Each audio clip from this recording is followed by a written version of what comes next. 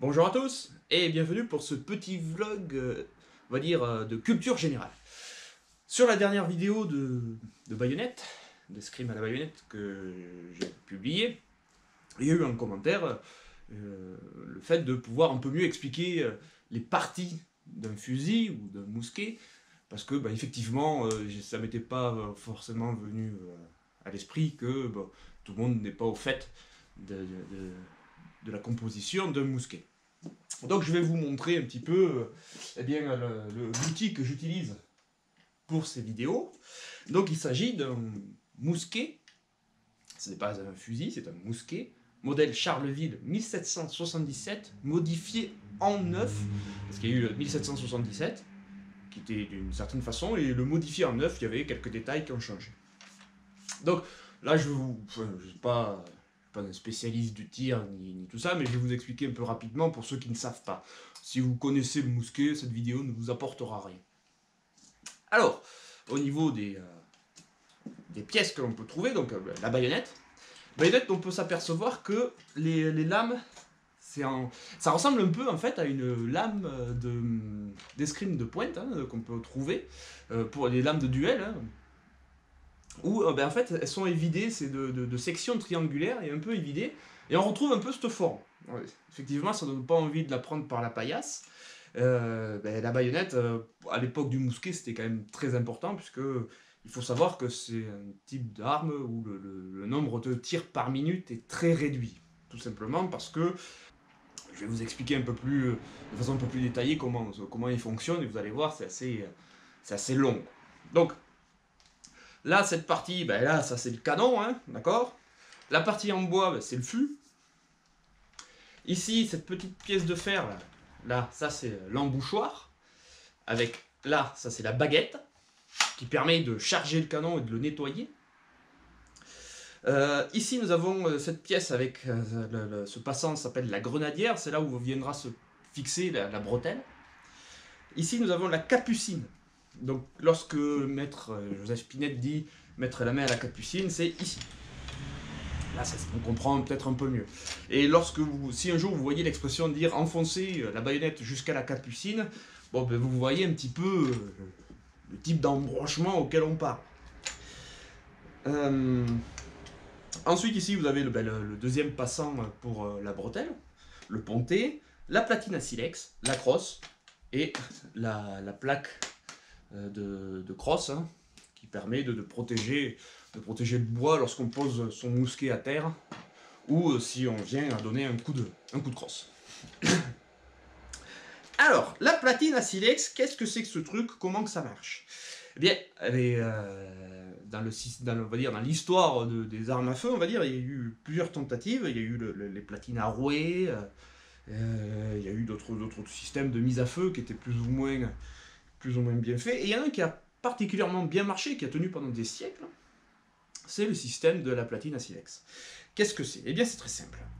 Vous avez un chien avec une mâchoire à visser qui tient un morceau de silex, d'où le nom de platine à silex.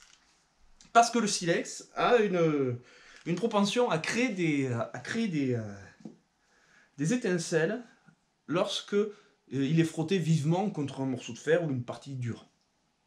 Donc, le silex va être la base de la mise à feu de la platine à silex.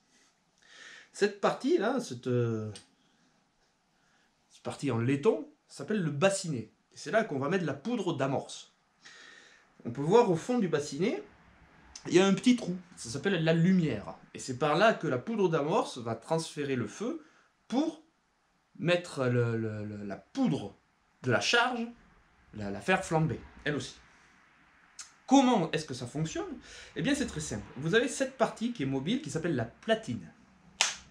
Quand vous avez mis, donc je remonte, quand vous avez mis votre poudre d'amorce, vous fermez votre platine. Après, vous mettez votre chargement, la poudre plus la balle, la bourre et tout ça. Vous armez votre chien, là, votre arme est prête à faire feu. Normalement, ça se passe bien.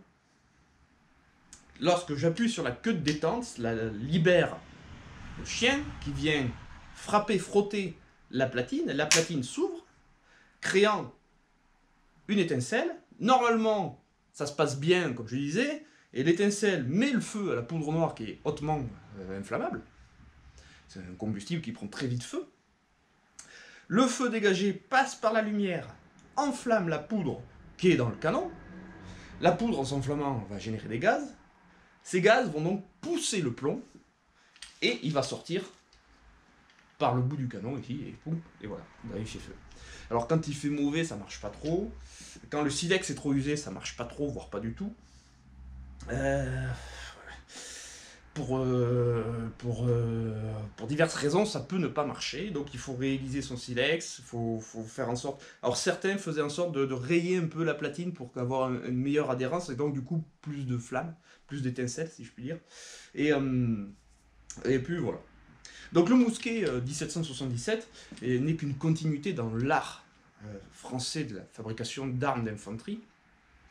Ça fait vraiment des siècles que la France fabriquait ses propres fusils, jusqu'à très récemment, où cette tradition est morte, ça y est, parce que l'armée, pour diverses raisons, que je ne connais pas forcément tous les tenants et les aboutissants, mais maintenant on a une arme américaine, modifiée par des Allemands, pour équiper l'armée française, avec des balles qui ne sont pas fabriquées en France, des fusils qui ne sont pas fabriqués en France, et donc on a mis fin à plusieurs siècles d'armes et de victoires par les armes françaises. C'est fini. Donc voilà, c'est un peu malheureux, je trouve ça un peu triste, mais bon, c'est comme ça, c'est l'évolution normale des choses, on va dire, si on peut dire que c'est normal. Mais en fait, on s'aperçoit quand même que lorsque l'on regarde la chronologie des armes acier et bois, c'est-à-dire jusqu'au MAS 49-56, eh bien on s'aperçoit qu'il y a quand même une ligne directrice dans la fabrication des armes à la française, et elles ont un look bien particulier. En les regardant, on sait que c'est français, et des fois, notamment c'est le Springfield américain, les années, pareil, 1780, tout ça, le Springfield, il ressemble beaucoup à un Charleville, parce que les Américains s'en sont inspirés.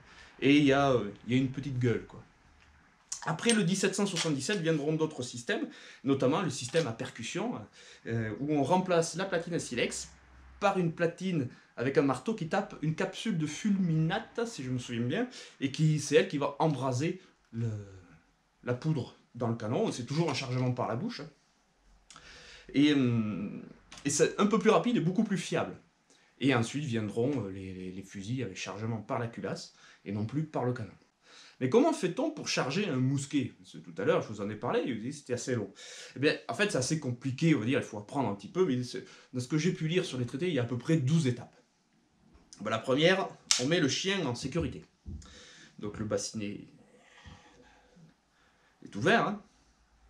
Je mets ma poudre d'amorce, je ferme ma platine, donc là, c'est fermé quasi hermétiquement, ça craint pas grand-chose. Je pose mon mousquet à mes pieds, la crosse vers le bas, j'introduis la charge de poudre, j'introduis le plomb avec une bourre. Alors souvent il y avait des histoires de cartouches à papier, où c'était un tout en un en fait, il y avait dans un papier facilement combustible, lui aussi, vous mettiez tout.